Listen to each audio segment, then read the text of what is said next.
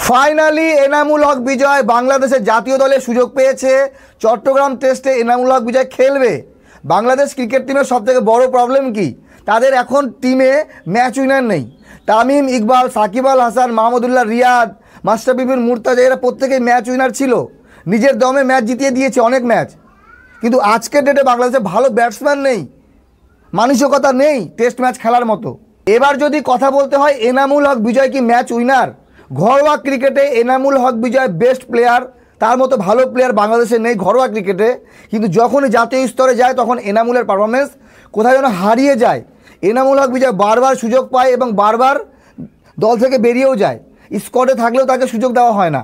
কিন্তু আশা করি জিম্বাবুয়ের এগেনস্টে চট্টগ্রামে এনামুল হক বিজয় নিজেকে প্রমাণ করবে, সুযোগ তো অবশ্যই পাবে, কারণ বাংলাদেশ জিম্বাবুয়ের কাছে ম্যাচ হারছে, তাও ঘরের মাটিতে। এনামুল হক বিজয় বাংলাদেশের একমাত্র ক্রিকেটার যে কিনা ঘরোয়া ক্রিকেটে 51টা সেঞ্চুরি করেছে।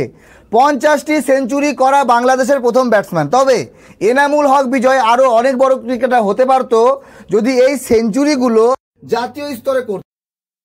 বিজয় যখন ক্রিকেটে ভালো খেলে, বিপিএলে ভালো খেলে, তখন দেখে ভালো লাগে আর এবং খারাপও লাগে যে এই প্লেয়ারটা বাংলাদেশ দলে খেলে ভালো পারফরমেন্স। যখনই এনামুল হক বিজয় বাংলাদেশের জাতীয় দলে আসে তখন তার পারফরমেন্স কোথাও না হারিয়ে যায়। তো বাংলাদেশের এই এনামুল হক বিজয়কে সম্মানিত করা হয়েছে এবং শুধু সম্মানিত করা হয়নি, আগামী চট্টগ্রাম টেস্টে সুযোগ পেয়েছে এনামুল হক বিজয়।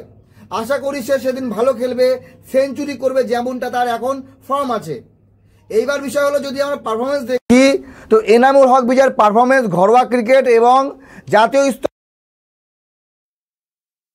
এনামুল হক বিজয় 20,000-এরও বেশি রান করেছে, 20,000। আর যদি জাতীয় স্তর বলেন সেখানে 2,000 রানও করতে পারেনি। জাতীয় স্তরে টেস্ট খেলেছে 5টি, 100 রান করেছে মাত্র 10 অ্যাভারেজ। 49 খেলেছে ওডিআই ম্যাচ, যার মধ্যে রান করেছে 352 এবং অ্যাভারেজ 29। টি20 খেলেছে 20টি, 445 রান করেছে মাত্র। তো এনামুল হক বিজয় যখন জাতীয় স্তর খেলে সেই সময় পারে না, কিন্তু ঘরোয়া ক্রিকেটে একদম মাথা নষ্ট পারফরমেন্স। এনামুল হক বিজয় ফার্স্ট ক্লাস ক্রিকেট খেলেছে 126টি, যেখানে রান করেছে 8,881 এবং অ্যাভারেজ 44। লিস্টে খেলেছে 225, সেখানে রান 8,199। টি20 খেলেছে 151, 3,221 রান। তো বিষয় হলো এই এনামুল হক বিজয়ের পারফরমেন্সের এত তফাৎ কেন ঘরোয়া ক্রিকেট এবং জাতীয় ক্রিকেটে? ঘরোয়া ক্রিকেটে যেমনটা খেলে তার অর্ধেক পারফরমেন্স দিলেই এনামুল কিন্তু তার জায়গা পাকা করতে পারে।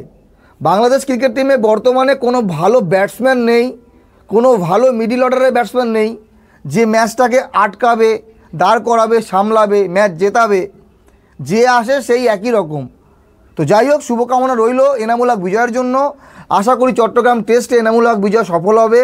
নিজেকে যেমন প্রমাণ করেছে ঘরোয়া ক্রিকেটে, সেই রকম জাতীয় স্তরে কিছুটা হলেও নাম কামাবে। বাকি মতামত জানাবেন। ভালো থাকবেন সবাই, ধন্যবাদ।